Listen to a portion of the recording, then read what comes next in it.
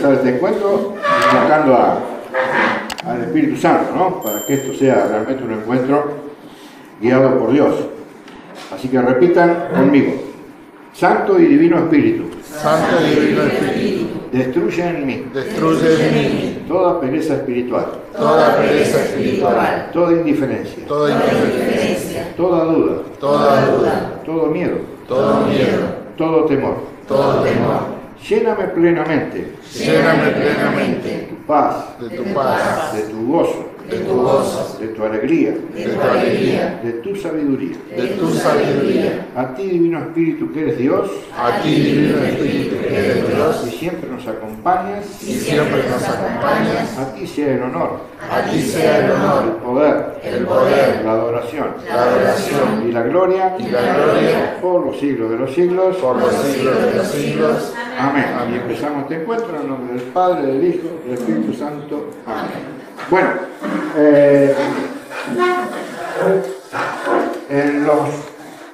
en este encuentro, en los encuentros sucesivos, vamos a tocar un poquito el tema de los sacramentos desde el punto de vista de la apologética, ¿sí? Pero hay un problema. Si ustedes se ponen a pensar un poquitito, ustedes verán que el ataque más grande que se hace en el mundo contra la Iglesia es contra el sacerdote, ¿sí? Y ahí está el gran problema. Por eso que la mayoría de las religiones fuera de la Iglesia Católica son religiones que no tienen sacramentos. Y hoy la idea es que ustedes puedan entender un poquito eso, porque hoy vamos a hablar solamente del sacerdocio, pero es lo más importante. Es lo más importante, ¿Saber por qué la Iglesia Católica tiene que sacerdotes reales, ¿sí? No títulos. Cualquiera se puede poner título de sacerdote, ¿sí? Así que bueno, para entender eso, ¿sí? Tenemos que ver que el tema del sacerdocio no empieza con Cristo. Y ese es el gran problema que tienen las otras religiones. Las religiones protestantes enfocan solamente el sacerdocio en Cristo. Pero la realidad es que el sacerdocio empieza desde antes que Dios haya elegido un pueblo. ¿Escuchan lo que digo? Antes que Dios haya elegido un pueblo y haya puesto sacerdotes en ese pueblo, antes que eso ya existían los sacerdotes.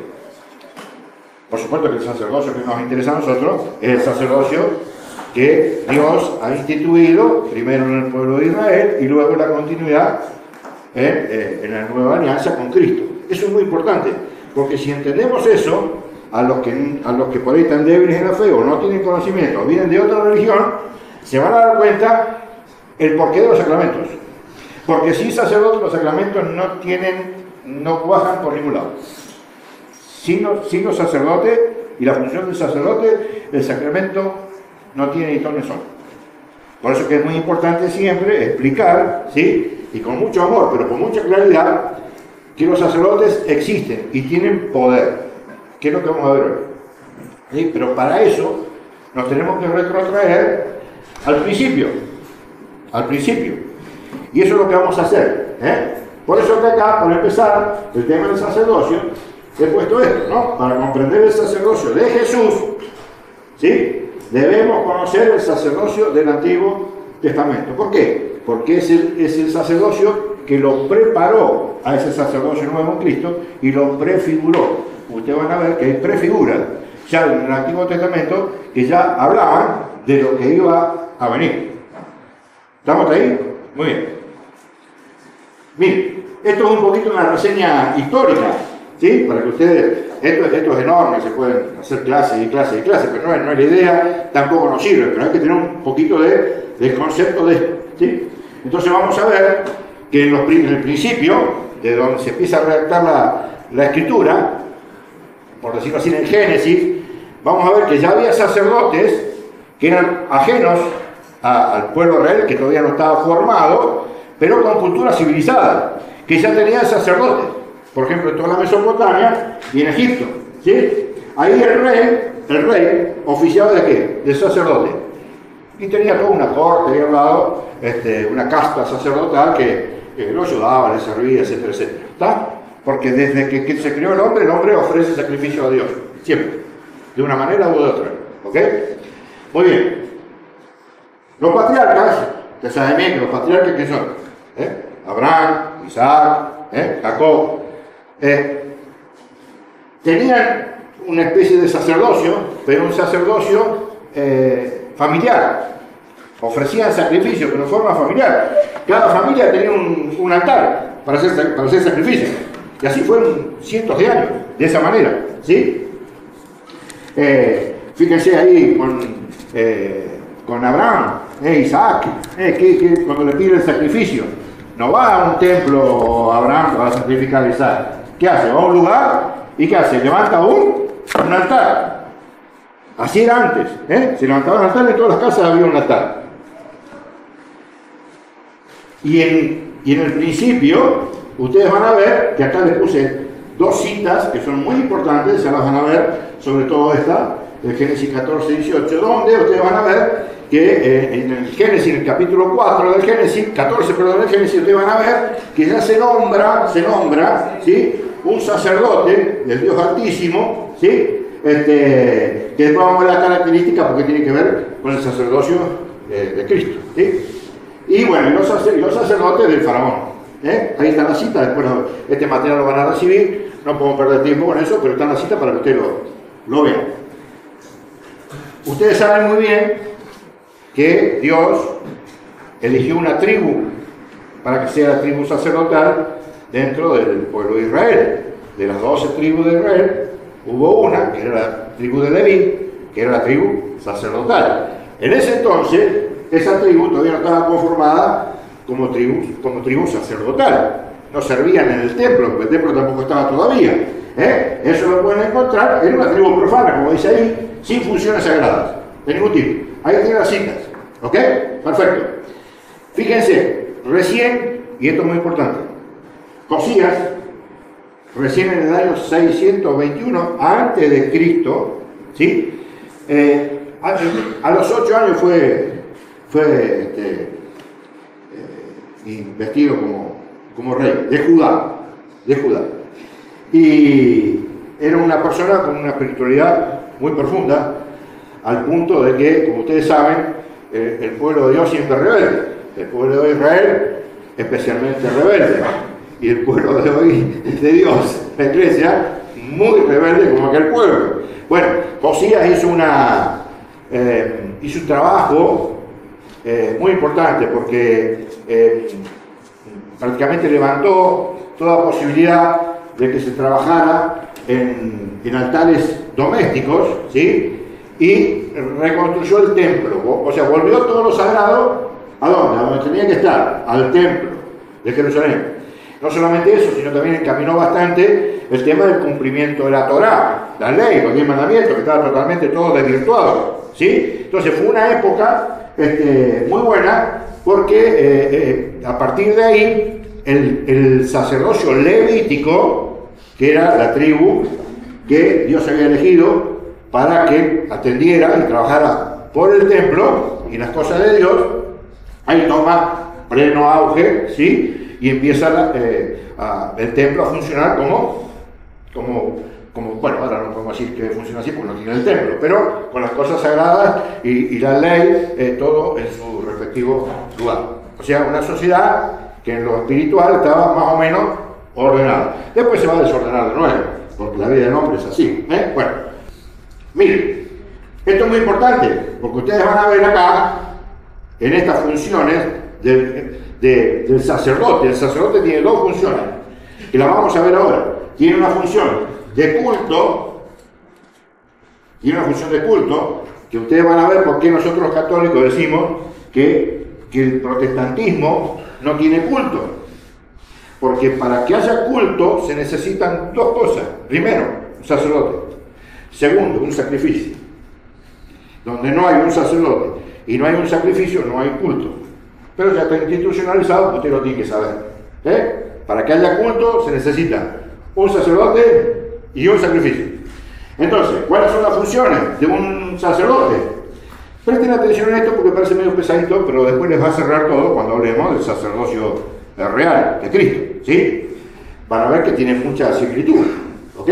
Porque siempre, como hemos hablado durante tanto tiempo en otros temas que hemos dado, yo siempre hago este ejemplo, ¿no? Que el Antiguo Testamento era una maqueta del Nuevo Testamento, pero la diferencia que es como cuando haces un edificio, haces una torre hermosa, la maqueta, ahí no se puede vivir, está muy bonita, entendemos dónde está el baño, dónde está la cocina, etcétera, etcétera, pero ahí no podemos vivir. Eso después se lleva a la realidad y ahí podemos vivir. Esto es lo mismo, el Antiguo Testamento es la maqueta del Nuevo Testamento.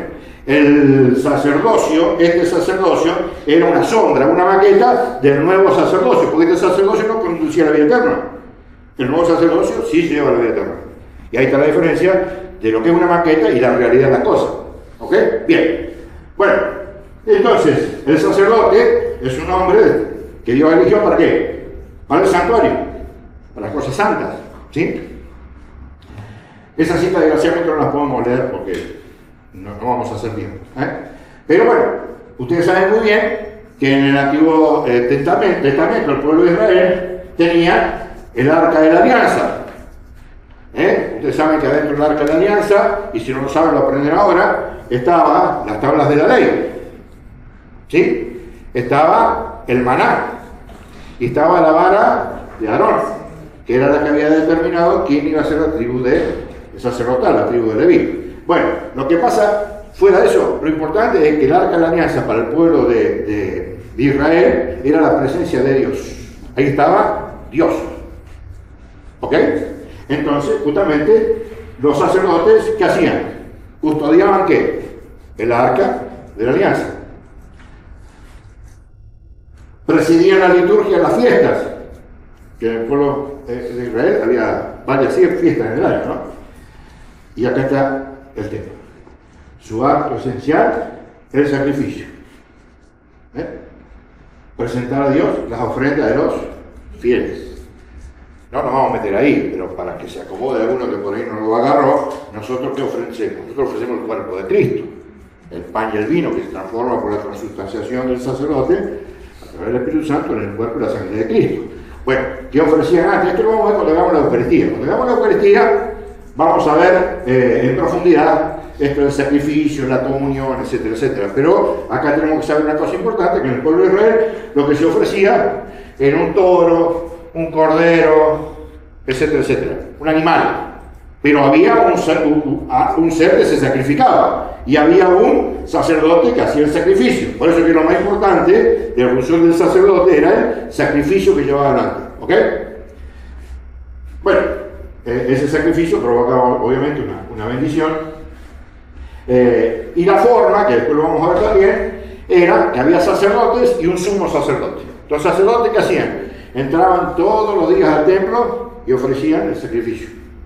Y una vez al año entraba el sumo sacerdote y ofrecía un sacrificio de expiación por todos los pecados de todo el año, de todo el pueblo. ¿Sí?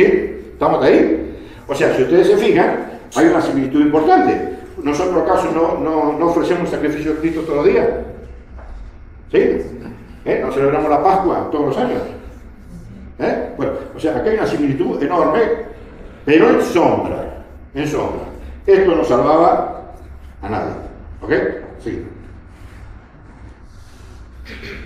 O sea, la primera función del sacerdote, ¿cuál era? La del culto. La función del culto. La segunda, ahora lo voy a empezar a cerrar. La segunda función, el servicio de la palabra. ¿Qué hacemos nosotros en la misa? El servicio de la palabra y después el servicio del culto, el sacrificio. ¿Sí? Bien, muy bien. Esto es muy importante porque hoy está un poco en tela de juicio la tradición, como somos todos modernos, nos olvidamos de lo real. Para el pueblo judío se manifestaba de dos maneras, conservaba la fe de dos maneras. Una a través de la tradición.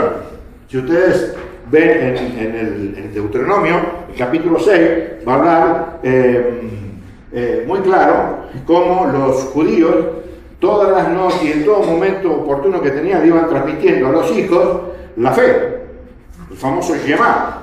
Escucha Israel, ¿sí? Escucha, el Señor tu Dios, un solo Señor es, amarás al Señor, etcétera, etcétera. Los chicos le hablará cuando vas de viaje, en tu casa, cuando están dormidos, cuando comen, en todo momento.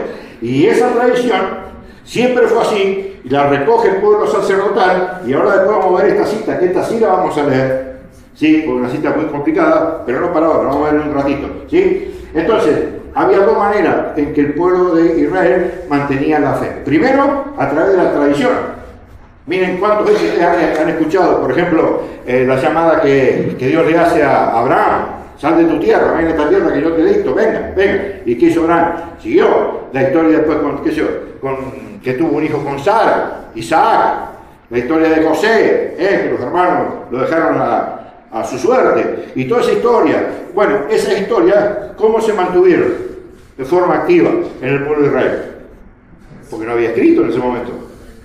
¿A través de qué? De la tradición. Como nosotros los católicos conservamos tantas cosas de la tradición, en los primeros tiempos, justamente porque se han ido repitiendo tiempo tras tiempo tras tiempo. Y la segunda parte, los profetas movidos por el Espíritu. ¿Sí? Hay una etapa, en un momento, donde en Israel estaban los profetas, que inspirados por Dios le decían al pueblo las cosas importantes que tenían que llevar adelante, ¿sí? Y bueno, y había una lucha muy importante entre los profetas y los sacerdotes, porque a veces los sacerdotes se desviaban, que ahora no sé si lo tengo ahí, pero si no se los cuento, poneme el próximo. Acá está, sí. Bueno, esto es muy importante, porque siempre la iglesia, siempre el pueblo de Dios tiene una forma de que si te desvías, te acomodas de nuevo. Porque la iglesia, el pueblo de Dios acá, y la iglesia de Cristo, siempre de una manera u otra, porque forma parte, hay hombres que forman parte de esa iglesia, se han desviado, más de una vez, pero siempre hay un mecanismo que Dios ha aplicado, ¿para qué? Para que la verdad siempre esté ahí subyacente y en un momento dado todo vuelve a su normalidad. Fíjense, acá hay un camino, de Josías en adelante hay todo un camino para llegar al sacerdocio de Cristo, para llegar a la perfección del sacerdocio, porque este no es sacerdocio imperfecto. Y fíjense acá lo que dice: siempre hubo sacerdotes que no se hallaron a la altura de su función, siempre, en todo aspecto, en nuestro trabajo, lo que fuera, siempre hay uno que no da la talla, siempre, y es normal, ¿ok? Miren, los profetas estigmatizaron su fallo, o sea, había gente dentro del pueblo que corregía que se desviaba. Y fíjense que las desviaciones son bastante parecidas a las que pasan hoy. Contaminación del culto con usos cananeos en los santuarios locales de Israel. ¿Ustedes se acuerdan cuando el pueblo de Israel se va Moisés al monte y no viene? ¿Qué hicieron? Un becerro, adoraron un becerro de oro. ¿Qué era un becerro de oro? El dios de los cananeos. Por eso que acá dice esto. Bueno, tenían muchos dioses cananeos, pero uno de ellos era el becerro de oro. Por eso que, fíjense, estamos hablando de que en los santuarios judíos, del pueblo de Israel, ya había lugares donde todavía la idolatría estaba ahí a flor de piel. Sincretismo pagano. ¿Qué quiere decir sincretismo pagano? Que en un lugar donde hay una religión pura, se empiezan a introducir elementos de culto de otras religiones y se hace una ensalada de letras que no sabes qué es. Hoy también nos pasa en la Iglesia Católica. ¿Y cómo? Falta de celo por el culto del Señor, bueno, celebramos como venga, no pasa nada, total todo lo mismo. Bueno, interés personal y tantas cosas que son propias del hombre, ¿sí? Y el ideal, y esto es muy importante, porque esto tiene que ver con la iglesia. Ustedes saben que el nuevo Israel es la iglesia católica, es la iglesia de Cristo. Cristo, eso lo pueden ver allá en la primera carta de los Corintios, capítulo 3, habla de que a través de la llegada de la gracia, Cristo, muerto y resucitado, une el pueblo de Israel, que es el que estamos hablando, con el pueblo pagano. Y de esos dos pueblos, ¿qué hacen? La iglesia de Cristo, la iglesia católica. ¿Estamos hasta ahí? ¿Y por qué le hago esta observación ahora? Porque va a decir una cosa muy importante, porque no es tan sencillo el tema de la salvación, que ya lo vamos a ver en otro momento. ¿Por qué le digo esto? Escuchen este escrito. Dice: Israel es el pueblo sacerdote, el único pueblo en el mundo que garantiza el culto verdadero de Dios.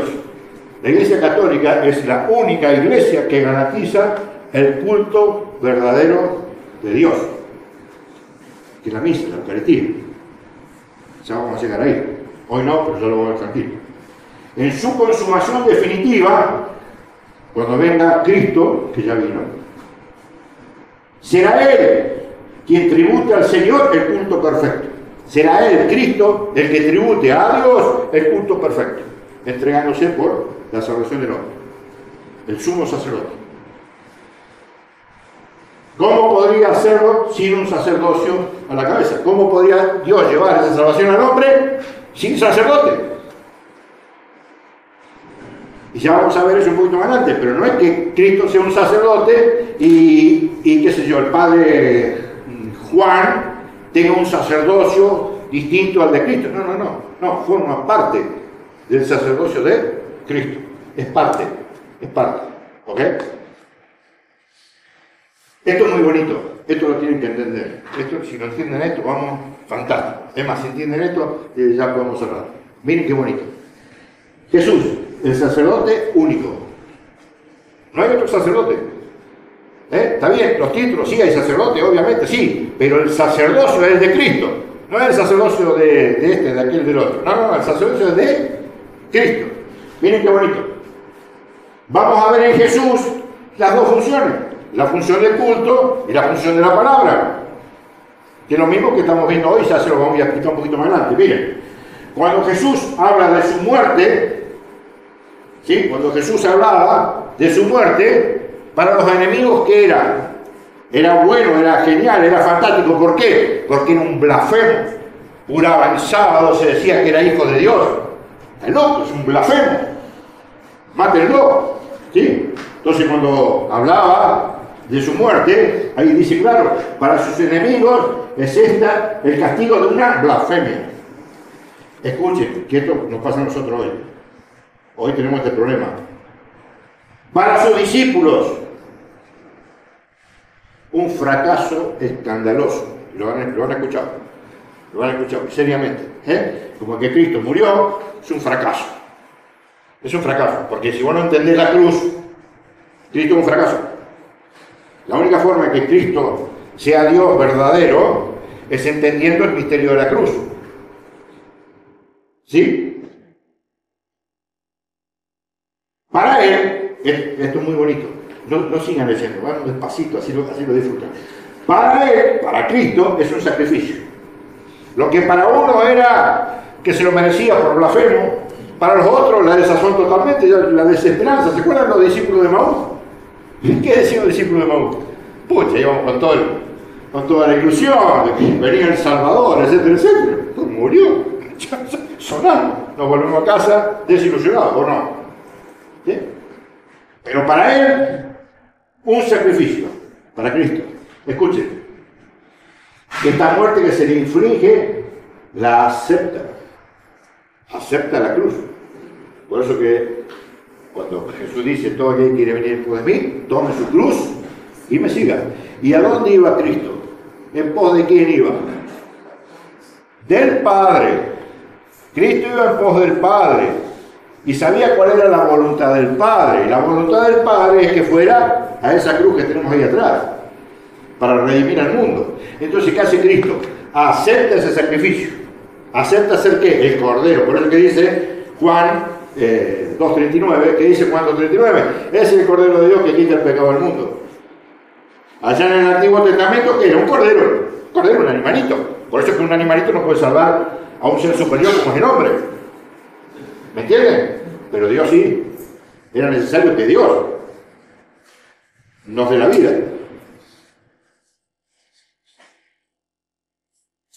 Él mismo lo ofrece, su vida, como ofrece el sacerdote la víctima. En el pueblo de Israel vos tenías un animalito, ¿sí? Y tenías un sacerdote. ¿Y qué hacía el sacerdote? Mataba el animalito, lo sacrificaba. Había dos seres vivos, el sacerdote y el animalito. Con Cristo eso desaparece. ¿Por qué? Porque el sacerdote es el propio sacrificado. Cristo se ofrece a sí mismo. para la salvación del mundo.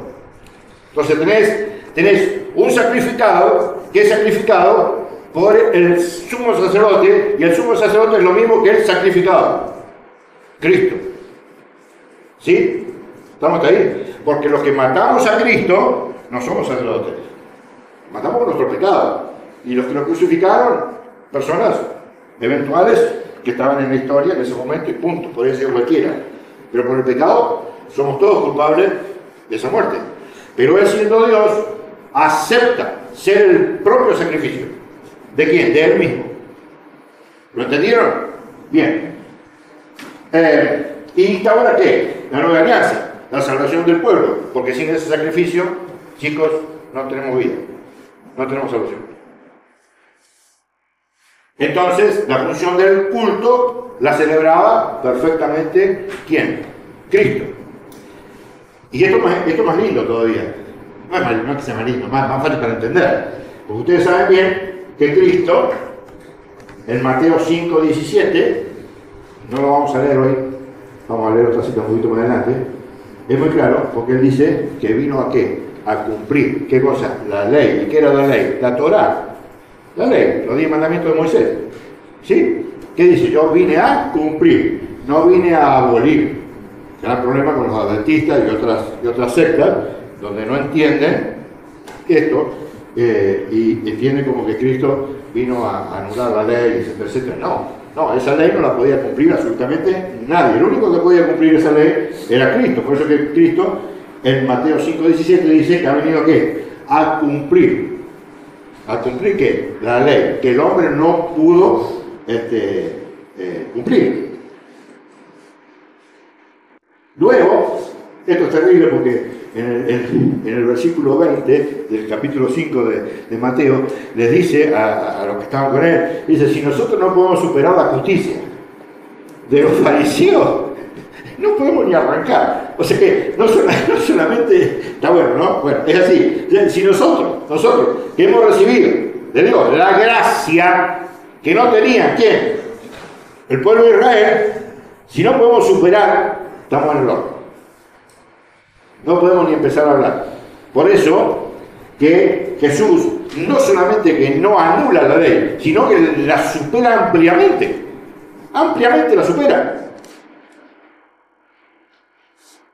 ¿Y dónde nos damos cuenta que Jesús eleva esa ley? Justamente ahí en Mateo 22:34, cuando dice que el primer mandamiento amar a Dios por sobre todas las cosas y al prójimo como a ti mismo. O sea que en 2 mandamientos une toda la ley, que es lo que nosotros le llamamos la ley del amor. Amar a Dios por sobre todas las cosas, los primeros 3 mandamientos, amar al prójimo como a ti mismo, los últimos 7 mandamientos de la ley.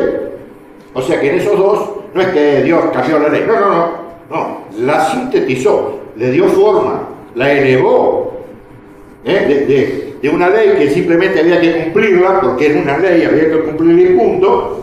Dios, a través de la gracia, nos permite cumplir la ley, porque hoy sí se puede cumplir la ley. Hoy sí se puede cumplir la ley. El que me diga que hoy la ley no se puede cumplir es un error, porque para Dios todo es posible. Para eso tenemos que los sacramentos, que nos pueden permitir tranquilamente vivir en gracia de Dios, cosa que el pueblo de Israel no podía. ¿Sí? Porque la carta de Santiago dice claro que cuando se faltaba a un mandamiento, faltaba a toda la ley. ¿Ok? Y por otro lado, así como Cristo aquí era el sacrificio real y era el sacerdote real, acá, luego de haber dicho lo que dije, lo más importante de todo, que Cristo, ¿quién es? El Verbo. Cristo es la palabra. Por la palabra fue hecho todo. Juan 1:1. Búscame Juan 1:1. El Evangelio de Juan, capítulo 1, dice, en el principio existía el Verbo. El Verbo estaba con Dios. Y el Verbo era Dios. Entonces eso es muy importante, porque Cristo es la palabra. O sea, todo el sacrificio, todo el sacerdocio del Antiguo Testamento se centra en una sola palabra, Jesús. Por eso que es muy importante haber entendido medianamente, van a tener material después para poder estudiarlo, o el video para poder volver a verlo, para saber de dónde viene ese sacerdocio. Ese sacerdocio viene de allí. No es que Jesús vino y dijo, bueno, voy a instaurar algo nuevo. No. Y ahora lo vamos a leer con la Biblia. ¿Lo tenés para leerlo? Miren, escuchen lo que dice, pues esto es muy importante. Juan 1:1. Dale. En el principio existía la palabra. La palabra estaba junto a Dios. Y la palabra era Dios. Punto. Sí. Ella. Ya está. Con eso está. Seguimos. Bueno. Entonces ahora, habiendo hecho esta introducción bastante larga pero necesaria, vamos a ver ahora el sacerdocio católico, que cuando empecemos a ver, ustedes se van a dar cuenta que tiene un montón de similitudes con el resto. Lo que pasa es que nosotros hoy tenemos un sacerdote para la eternidad, que es Cristo. ¿Sí? Bien. Esto es muy importante porque hoy en la iglesia, ¿se acuerdan de ese sincretismo que hay muchas corrientes de acá, de allá? El panteísmo, que Dios está en todos lados, yo me quedo en mi casa, me pongo a contemplar el ombú que tengo ahí afuera y viene el Señor que me llena. No, muchachos, no. Dios instituyó una iglesia y esa iglesia le instituyó los sacramentos. ¿Para qué? Para que nosotros nos podamos santificar. ¿A través de qué? De la gracia, porque si no nosotros teníamos la misma situación que estaban antes los judíos, que nadie podía cumplir ¿qué? Ningún mandamiento. O 1, 2, 3, el perdón de los pecados tampoco lo tenían, era muy difícil, era todo esfuerzo propio. Bueno, por eso que les puse esto, una especie de definición, para contextualizar el sacerdocio católico. Entonces, el sacerdocio instituido por Cristo, para el servicio de su iglesia, es fuente de gracia, porque actuando en persona de Cristo, por eso que el sacerdote, cuando está oficiando la misa, está en persona de Cristo, es Cristo mismo. De ahí que nosotros creamos el sacerdote, se lo crea el problema nuestro del sacerdote, pero la realidad es que Cristo es el que está ahí en persona del sacerdote y el sacerdote en persona de Cristo, oficiando ¿qué? Su propio sacrificio a Cristo. ¿Ok? Los sacerdotes celebran los sacramentos y especialmente el de la reconciliación y la Eucaristía. Dios santifica en esos dos sacramentos a su iglesia y la conduce a la plenitud de la vida en él, que la vida eterna. Ya en los próximos encuentros vamos a ir viendo justamente los sacramentos de la reconciliación, la Eucaristía, que son profundísimos. Y también vamos a ver que así como el sacerdocio, son prácticas que ya se venían vislumbrando desde el principio. Ya desde el Génesis vamos a empezar a ver la Eucaristía. ¿Qué está diciendo este hombre? Desde el Génesis vamos a empezar a ver la Eucaristía. Y desde el Levítico vamos a empezar viendo ¿qué? El perdón de los pecados, a través de los sacerdotes. Ahora voy a leer yo, porque este es un tema que les voy a leer 4 o 5 citas, una tras del otro, despacito, porque hay una cosa que es muy, muy importante. Para todas las religiones, salvo los ortodoxos, ¿sí? Que tienen la sucesión apostólica, los demás no tienen sacerdotes. No tienen sacerdotes. Entonces ustedes van a ver que el protestantismo en general no tiene Eucaristía, no tiene perdón de los pecados. ¿Por qué no tienen perdón de los pecados? ¿Por qué no tienen Eucaristía? Porque no tienen sacerdote. ¿Y por qué no tienen sacerdote? Ah, porque nos quieren. No queríamos tener, no. Porque bueno, la mentira puede ser grande, pero no se puede hacer, o sea, vos no puedes inventar dentro de una estructura religiosa una función que no es tal. Puede decir el sacerdote el apóstol aquel, sí, como nombre, pero en la realidad eso no oficia como fuente de santificación. Y donde no hay fuente de santificación, la santificación propiamente dicha, o sea, recibir la gracia para una conversión, no se genera. No hay forma, porque no existe. ¿Sí? Bueno, miren, vamos a leer en la carta a los hebreos. Yo después les recomiendo que la lean. La carta a los hebreos es una carta sacerdotal y nos explica un poquito por qué el sacerdocio de Cristo, o sea que Cristo no abolió el sacerdocio. Para el mundo protestante, con Cristo se acabó el sacerdocio. Con Cristo se acabó la historia. Chao. No hay más, de ahí para allá no hay más nada. ¿Sí? Yo les voy a mostrar a ustedes ahora que eso es un error. ¿Y un error por qué? Porque lo digo yo, no. Porque primero lo dice la Iglesia, primero lo dice la Escritura, y luego la Iglesia lo confirma. ¿Sí? Así que ahora vamos a leer justamente esta parte. Miren. Vamos a ir a la carta a los hebreos y vamos a empezar por el capítulo 5. Ustedes van a escuchar más de una vez que les van a decir que cómo un hombre puede ser sacerdote, como un hombre que es un ser totalmente imperfecto al lado de Dios puede perdonar pecados. Es una locura. No puede ser, de ningún punto de vista. ¿Cómo un hombre puede perdonar otro pecado? ¿Cómo un hombre puede convertir un pedazo de pan en carne? ¿De qué estamos hablando? Es una locura. Por lo tanto, ese sacrificio de Cristo, como ya lo vamos a ver ahora en Hebreos 10:8, fue de una vez para siempre y ahí se acabó todo. O sea que todo el ritual, el culto, la liturgia de la Iglesia Católica de 2000 y pico años no sirvió absolutamente para nada. No existe directamente. Miren, vamos a ver que sí existe, pero vamos a verlo con la Escritura, porque acá de eso se trata, de poder a aquellos que tienen estas dudas, y no son pocos, no son solamente los de afuera, los de adentro también, sacarnos estas dudas y poder crecer espiritualmente. ¿Sí? Miren, porque acá el problema es cuando nos vienen con el cuento a nosotros, porque acá todos me hacen así, ahora sí. Sí, pero cuando le dicen afuera, sí, como ustedes que son ustedes unos mangue tontos, ¿cómo pueden creer ustedes en esta barbaridad? ¿Cómo pueden creer en ustedes en aquella barbaridad? Y claro, si vos no crees que Cristo Todopoderoso puede hacer lo que quiere, obviamente que todas esas cosas son ilógicas, porque el misterio no se entiende por la razón. ¿Podemos entender que Dios existe? Sí. ¿Podemos entender hasta llegar a la realización del misterio? Sí, pero el misterio no lo podemos entender. Miren lo que dice la Escritura. Todo sumo sacerdote, estoy leyendo Hebreos capítulo 5, versículo 1, ¿ok? Dice, todo sumo sacerdote, escuchen, está tomado de entre la gente. O sea, ¿qué es un sumo sacerdote? Gente, es un hombre. Clarísimo, ¿o no? Y constituido en favor de la gente.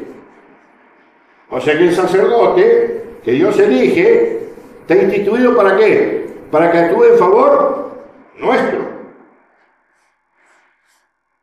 En lo que se refiere a Dios.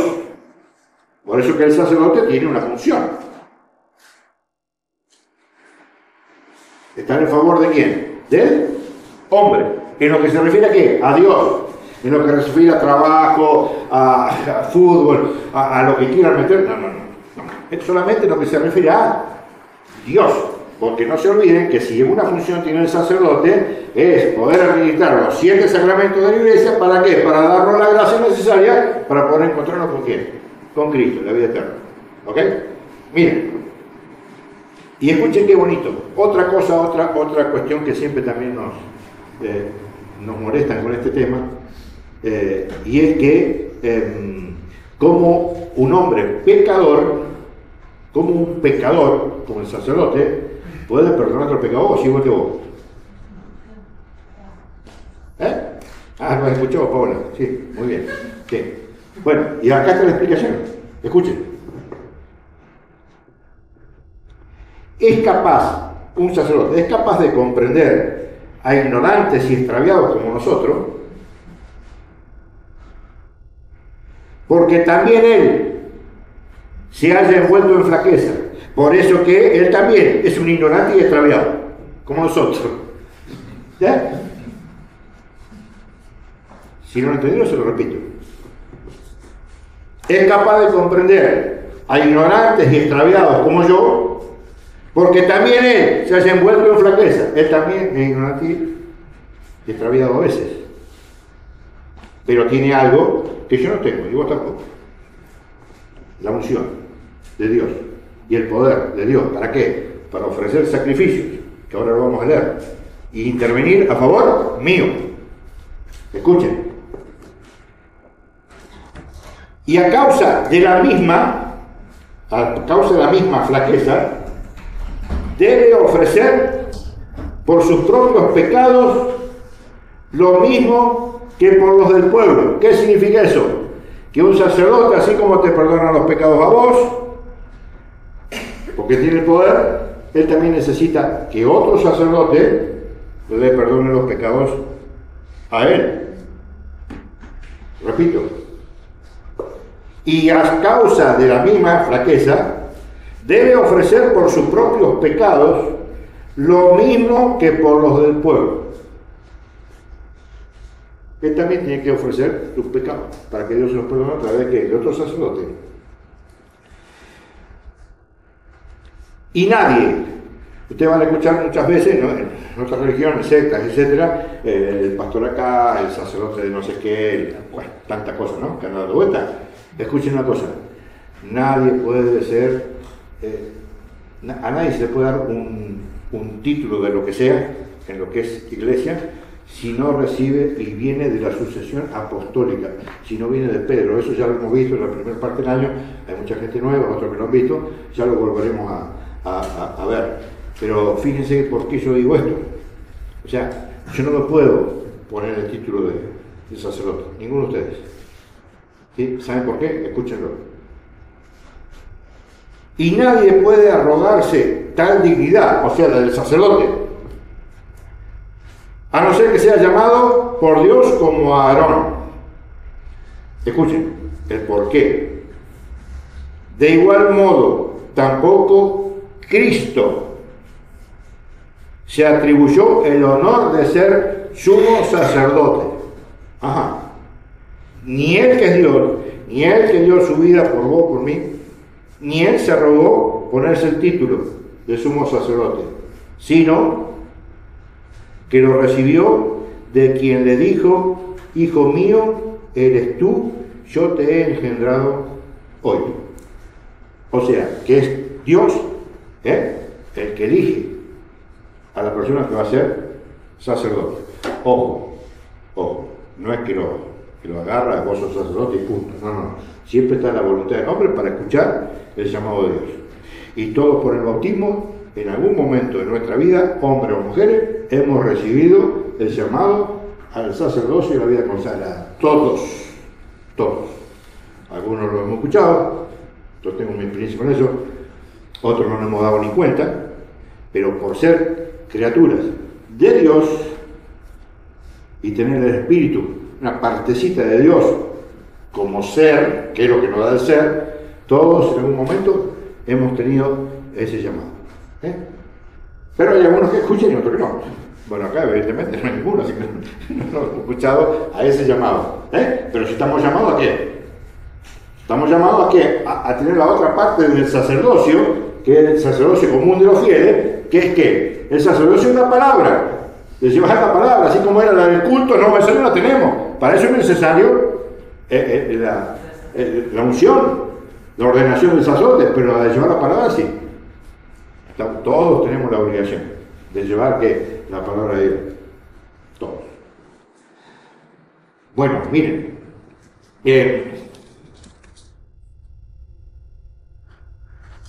También dice en otro lugar: tú eres sacerdote para la eternidad a la manera de Melquisedec. ¿Se acuerdan que habíamos visto, que habíamos hablado al principio, que al principio de la historia había aparecido un sacerdote de Salem, de Jerusalén, que se llamaba Melquisedec? Eso está, buscámelo Cecilia, eso está en el Génesis capítulo 14, versículo 18. Y es muy importante porque ustedes van a ver ahora la belleza que tiene la Escritura. cómo la Escritura tiene como autor principal a Dios, cómo la Escritura está inspirada por Dios, y cómo la Escritura en el Génesis ya te está diciendo cómo va a ser el culto de Dios a la venida de Cristo. Ahí ya nos está diciendo algo que es fantástico. Génesis 14, 18. Escúchenlo, es muy cortito, pero muy profundo.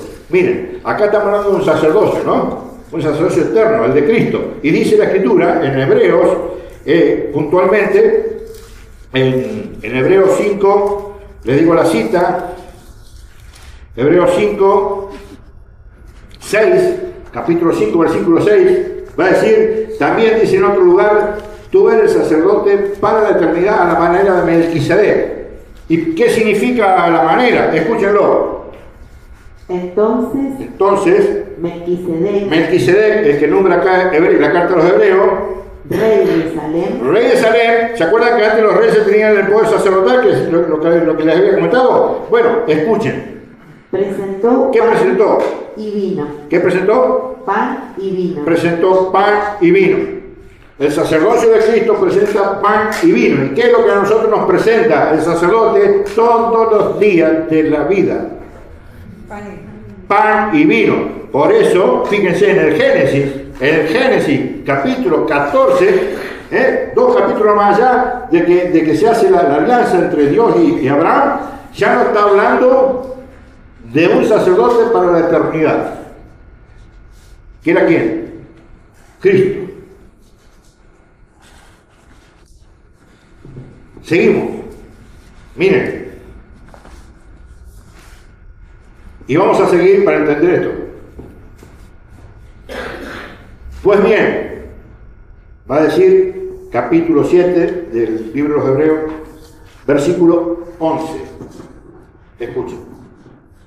Pues bien, si la perfección se alcanzara por el sacerdocio levítico, o sea, por el sacerdocio del pueblo de Israel, si la perfección se alcanzara con aquel sacerdocio, escuchen porque acá está la palabrita mágica, escuchen, pues de él recibió el pueblo las leyes de ese tipo de sacerdocio levítico. ¿Qué necesidad, escuchen, qué necesidad habría ya de que surgiera otro sacerdote a la manera de Melquisedec? Miren, la Biblia te está poniendo en la realidad de que después del sacerdocio de Aarón, el sacerdocio de la tribu de Leví, iba a venir ¿qué? Otro sacerdocio, pero la manera de quién? De Melquisedec. ¿Y cuál era la manera de Melquisedec? La manera de Cristo, que ofrecía ¿qué? Pan y vino.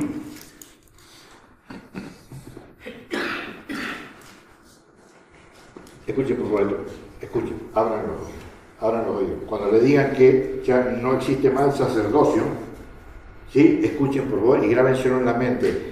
Versículo 12 del capítulo 7 de Hebreos. Porque dice la carta de los Hebreos, porque cambiado el sacerdocio, cambiado, no quitado, no anulado, no suprimido, cambiado, necesariamente se cambian las leyes. Pues aquel de quien se dicen estas cosas pertenece a una tribu de la que nadie sirvió al altar. ¿Por qué? Porque Cristo no viene de la tribu de Leví, porque Cristo viene de la tribu de Judá, el primogénito de los hijos de Jacob. Cristo viene de la tribu de Judá.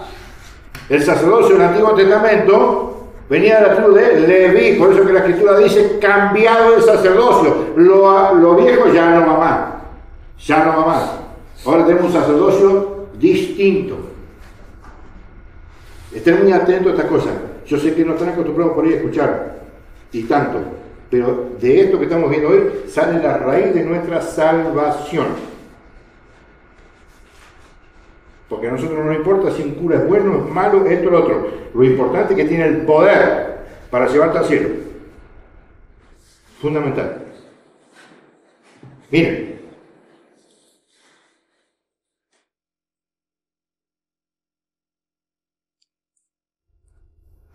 Dice, de este modo queda abrogado el precepto precedente, todo lo antiguo.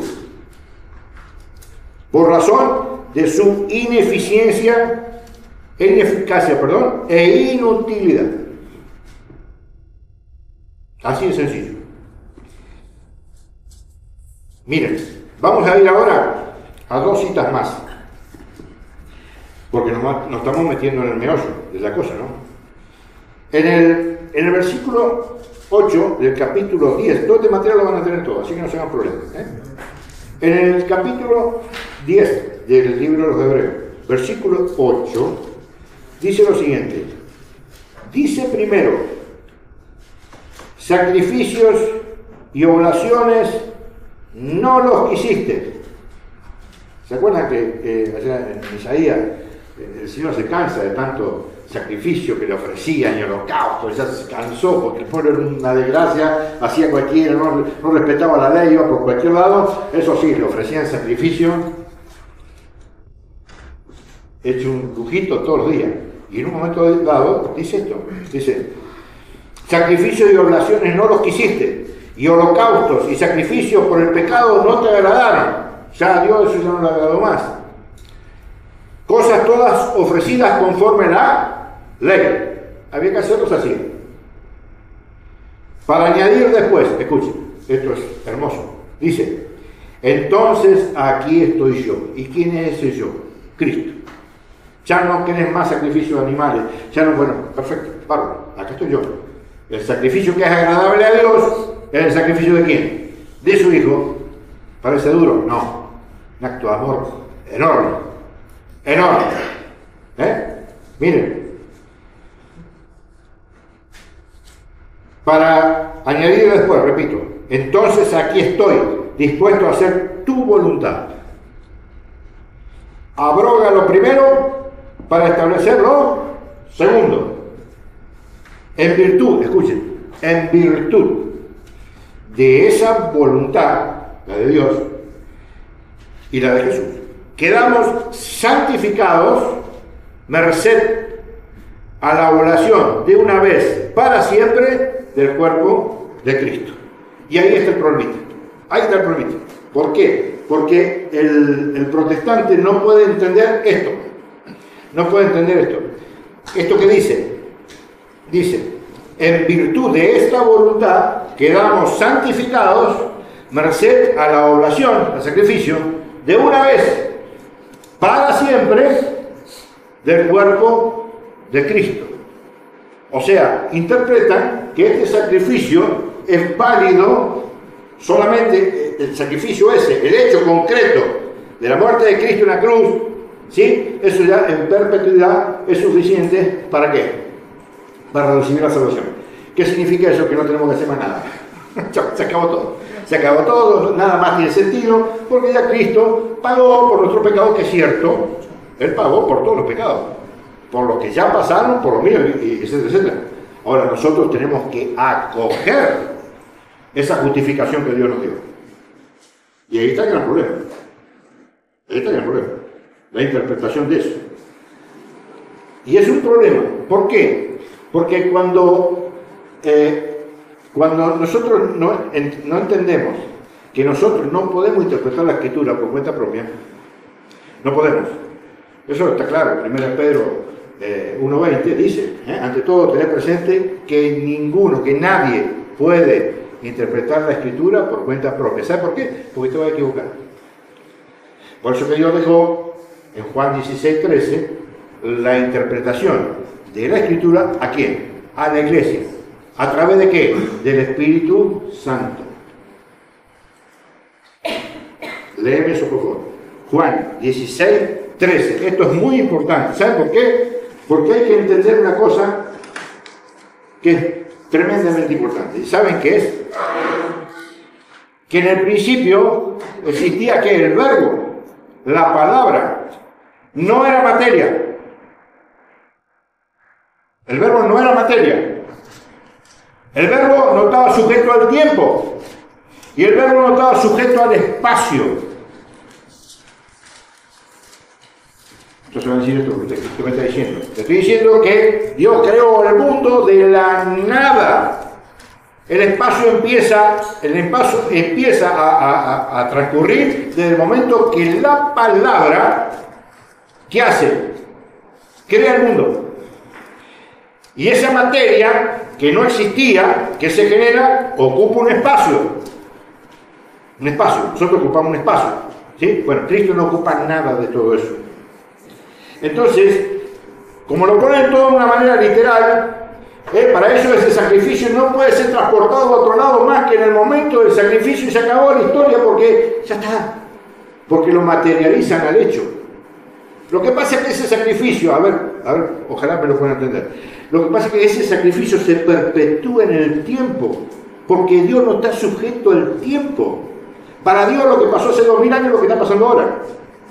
Es difícil de entender, no lo quieran razonar de todo, pero si algo no está sujeto en el tiempo, todo pasa en el mismo momento. En este momento está pasando todo. Por eso que la Eucaristía es nada más ni nada menos que la renovación del sacrificio incruento ¿de quién? De Cristo.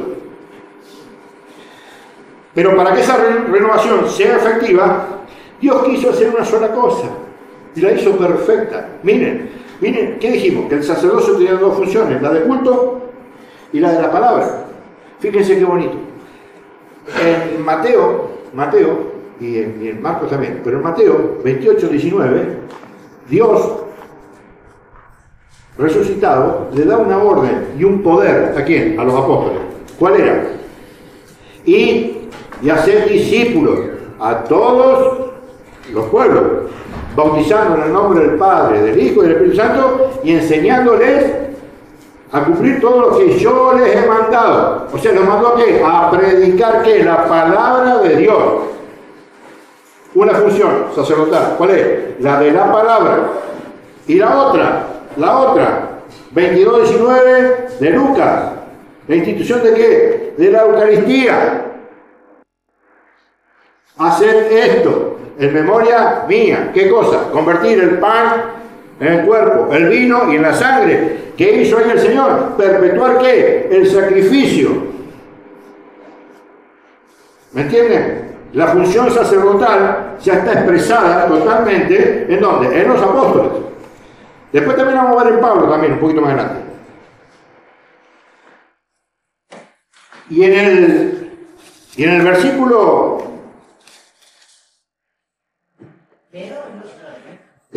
no, déjalo, ya está.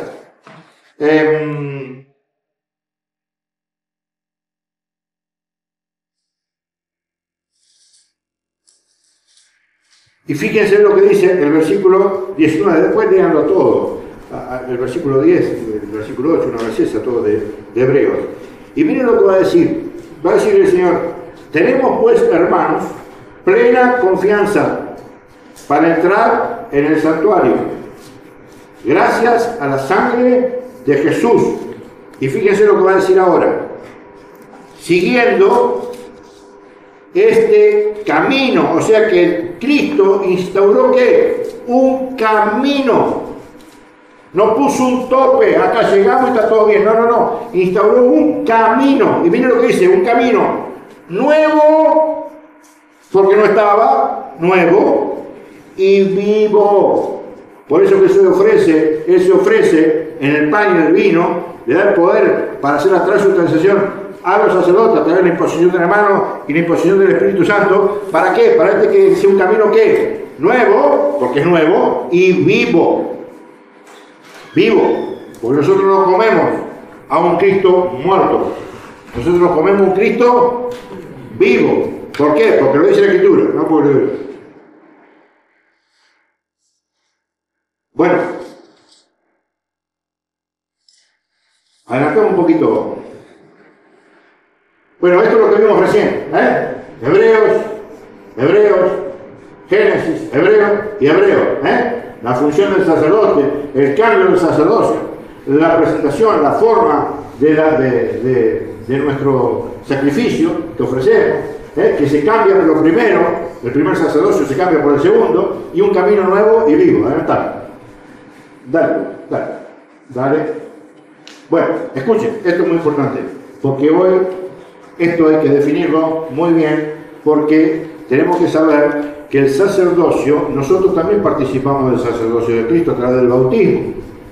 Esto sí lo vamos a leer. 1 Pedro 2.9. Vamos a ver. 1 Pedro 2.9. Nos va a mostrar que el sacerdocio común de los fieles, porque hay mucho error a veces y todos quieren ser sacerdote. Ah, yo también soy sacerdote. Entonces yo, no, pará. Sí, soy sacerdote, pero no el tipo de sacerdote que te permite ¿qué? Consagrar, perdonar pecados, etcétera. Eso se llama sacerdocio común de los fieles.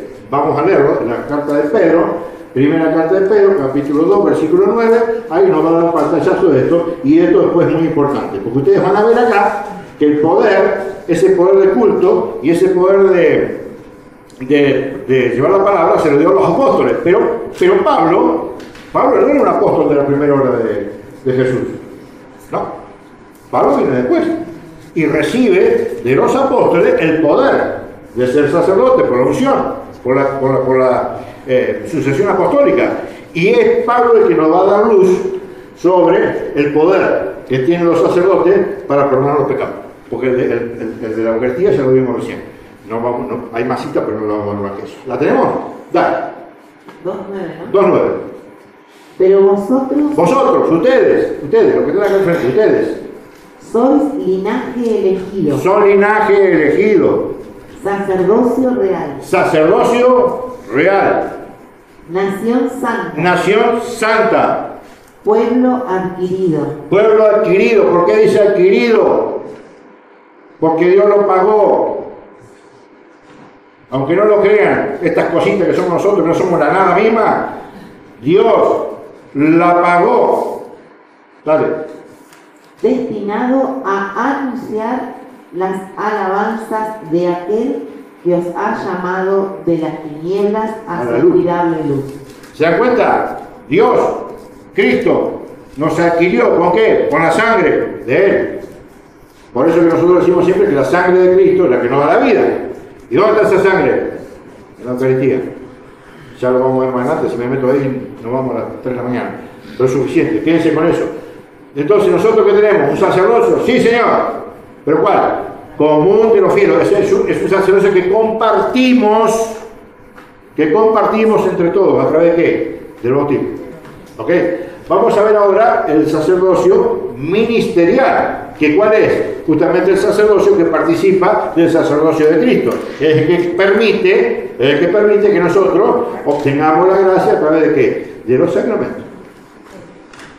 De ir arrepentidos y pedir perdón por nuestros pecados. La absolución del sacerdote. ¿A través de qué? ¿Quién perdona? Cristo, obviamente. ¿Sí? Pero Cristo lo quiso así. ¿Qué le vamos a hacer? Para mí sería mucho, a mí me cuesta muchísimo confesarme. Ustedes creen que me encanta, voy contento con confesarme y arreglar toda la inmundicia. Me cuesta muchísimo.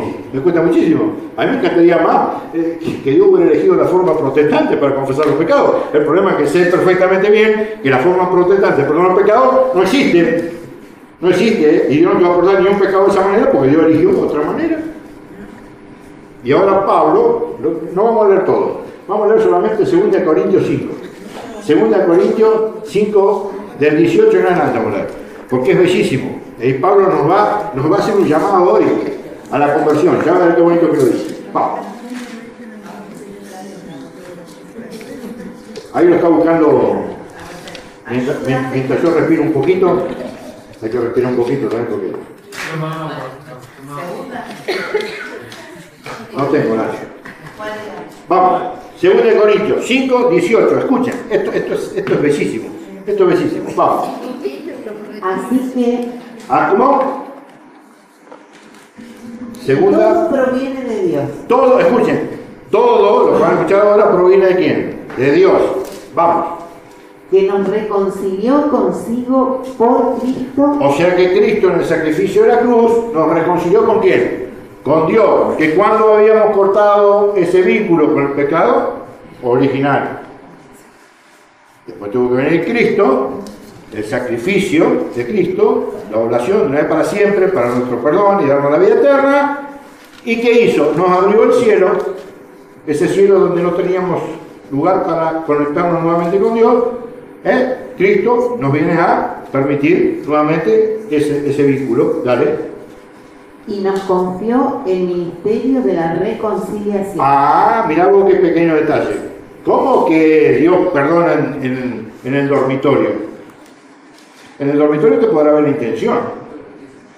Pero dice Pablo que Cristo le confió a ellos, los sacerdotes, repetí, y todo proviene de Dios, que nos reconcilió consigo por Cristo y nos confió el ministerio de la reconciliación. les confió el ministerio de la reconciliación. Y escuchen cómo va a llamar a la conversión Pablo. Dale. En efecto, Dios estaba reconciliando al mundo consigo por medio de Cristo. Lo que le expliqué recién. Dios, no nosotros. Dios lo estaba reconciliando con él a través de ¿qué? Del sacrificio de su Hijo. Dale. No tomando en cuenta las transgresiones humanas. En la reconciliación no importa lo desgraciado que seas. Si estás arrepentido, has hecho un buen examen de conciencia y tenés el propósito de enmendarlo, Dios no te tiene más en cuenta tu pecado. Ah, pero mira que mi pecado no me importa tu pecado. Yo te lo estoy diciendo. No dice este pecado si este no. Te lo perdono. Dale. Seguime donde estabas. Al tiempo que nos confiaba la palabra de la reconciliación. Dale. Somos pues embajadores de Escuchen Cristo. la importancia que tiene el sacerdote.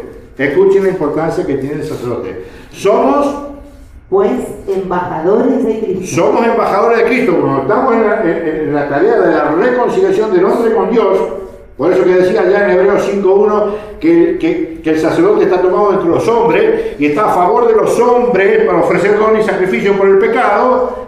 Dice Pablo, dale. Somos pues embajadores de Cristo. Ajá, dale. Como si Dios exhortara por medio de nosotros. Ahí está. Dios exhorta a través del sacerdote cuando te vas al sacramento de la reconciliación. Ya en la próxima clase vamos a ver todo esto bien profundo. Porque acá lo que estamos viendo es que sí hay un sacerdocio común de los fieles, que es el nuestro, y sí hay un sacerdocio ministerial, de ministerio. Nosotros tenemos un ministro de Economía, ¿no es cierto? No somos todos ministros de Economía. Sí, podemos hablar de Economía, pero hay un ministro, que es el que oficia de ministro. Acá lo mismo. Acá podemos ser todos somos todos, podemos opinar de perdón de los pecados. Pero hay uno solo que perdona. Obviamente, que no se entiende mal por el video, es Dios. Pero ¿a través de qué? Del ministerio de la reconciliación. ¿Que le fue otorgado a quién? A los sacerdotes. ¿Quién lo dice? 2 Corintios 5:20. Y escuchen por favor, porque ahora Pablo hace un llamado a nosotros. Oye, dale. En nombre de Cristo. En nombre de Cristo, no el de él. Escuchen. Os suplicamos. Os suplicamos. Reconciliaos con Dios. Reconciliados con Dios.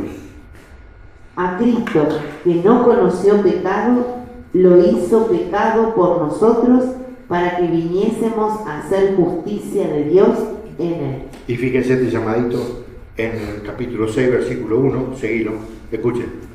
Como cooperadores suyos que somos, O sea, que los sacerdotes son cooperadores de Cristo, en beneficio nuestro. Como cooperadores de Cristo que somos, os exhortamos una exhortación que es un llamado. ¡Ey, despiértense! ¡Ey, pará, vamos mal!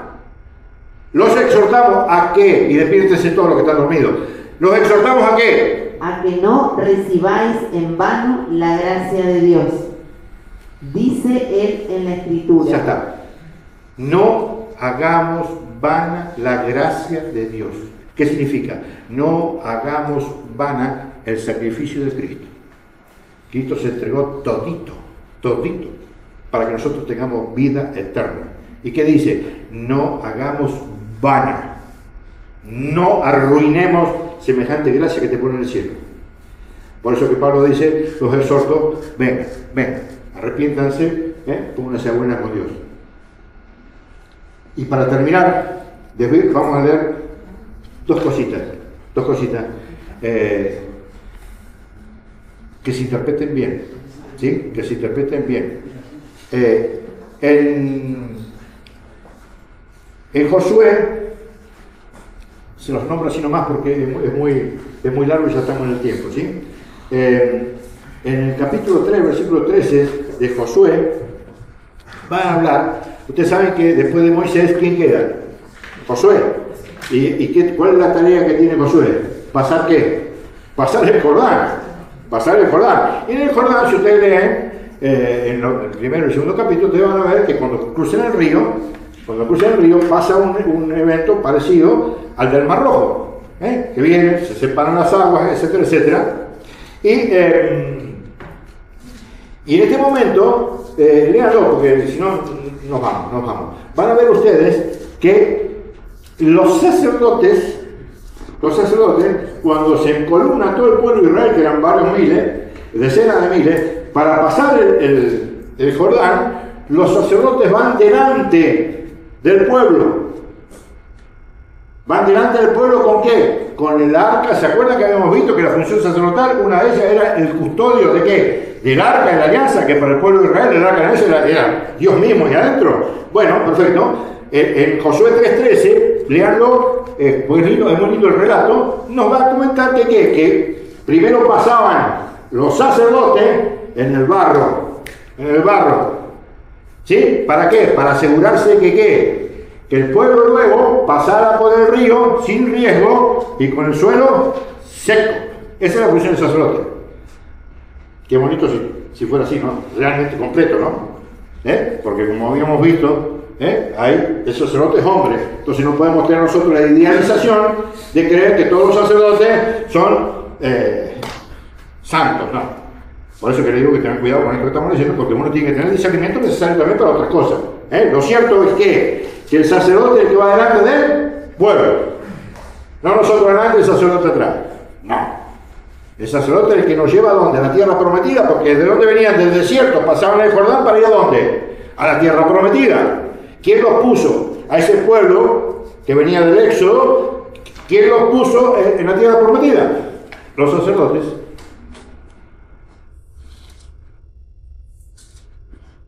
En Levítico 21:8 dice una cosa muy importante.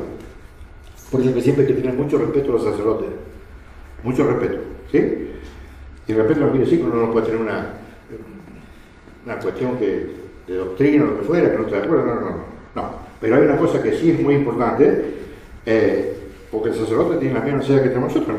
Soledad, etcétera, etcétera. Y acaba de decir una cosa, el libro de Levítico, capítulo 21, versículo 8, una belleza. Y nos tiene que dar muy claro, porque tengan presente que sin sacerdote nosotros no tenemos vida eterna. Pero Cristo, sin sacerdote no tenemos garantía, no tenemos perdón de los pecados. Y Apocalipsis 21:8 dice que al cielo no entra absolutamente nada impuro. Nosotros necesitamos los sacerdotes.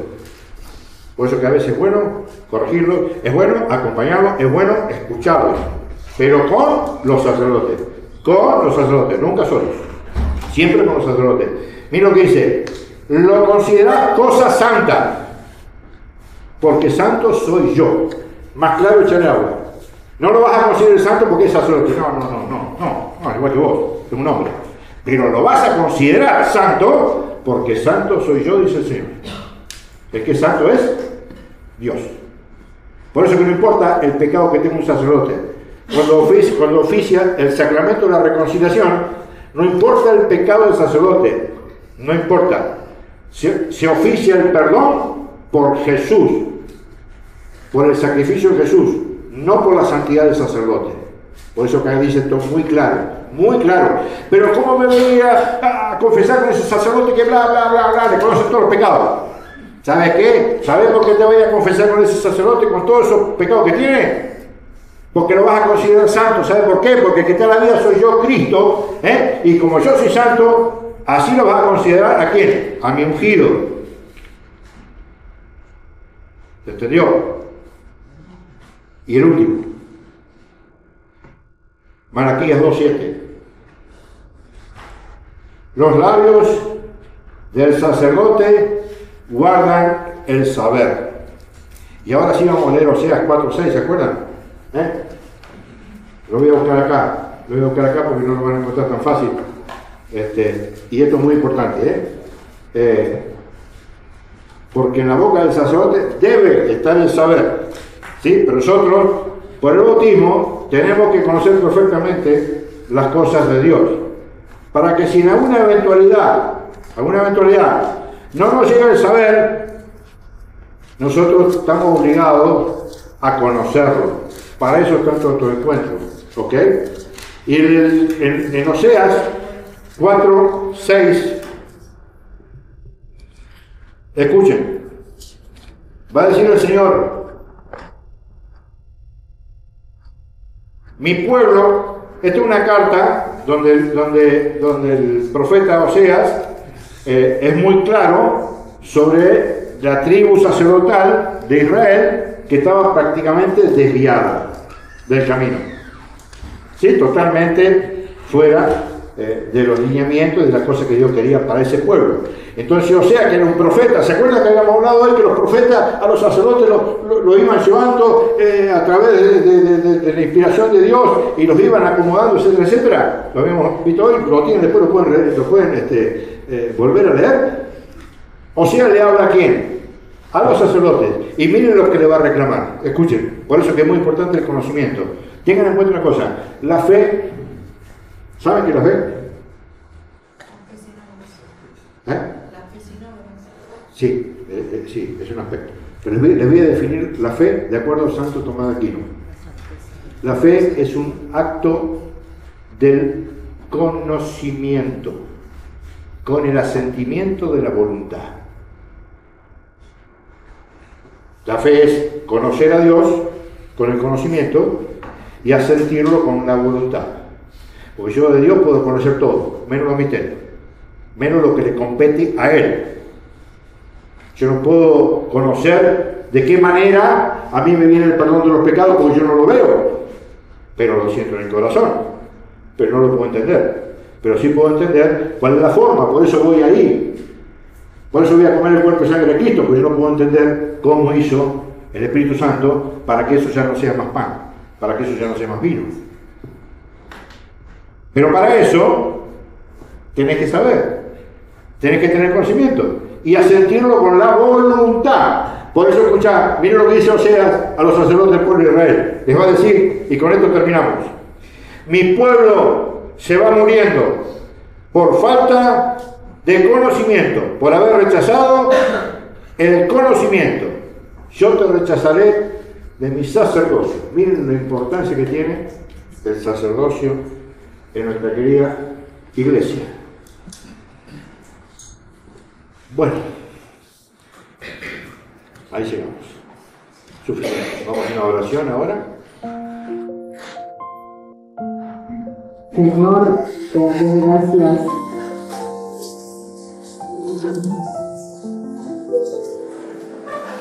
Te damos gracias en esta noche por este encuentro.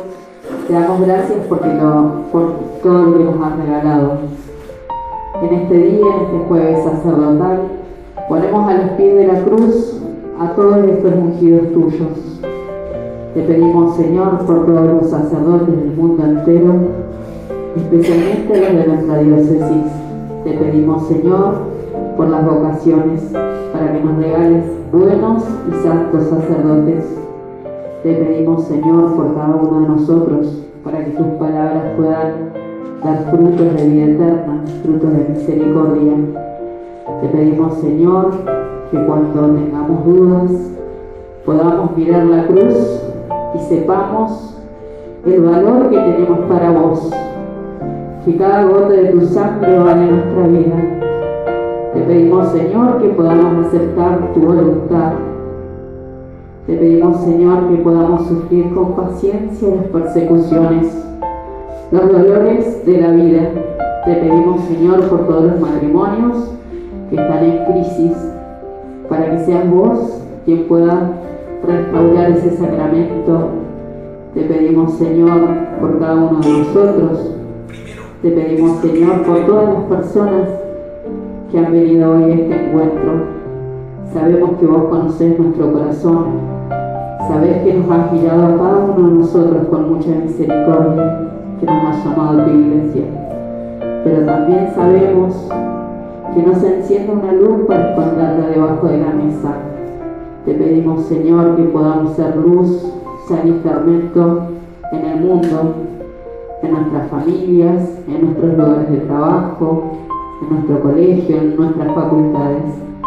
Te pedimos, Señor, que no nos avergoncemos nunca de vos, Te pedimos, Señor, que tengamos siempre la mirada puesta en el cielo, en esta vida eterna, en esta corona que vos nos querés regalar. Te pedimos, Señor, que en nuestro corazón arda siempre el Espíritu Santo. Te pedimos también que este sea siempre el dulce consuelo del alma. Todo esto lo ponemos a los pies de tu Madre y le decimos: Dios te salve María, llena eres de gracia, el Señor es contigo, bendita tú eres entre todas las mujeres, y bendito es el fruto de tu vientre Jesús.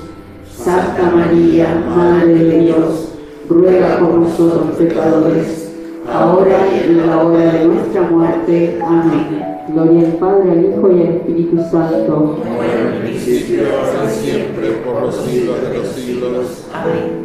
Y terminamos este encuentro en el nombre del Padre, del Hijo y del Espíritu Santo. Amén.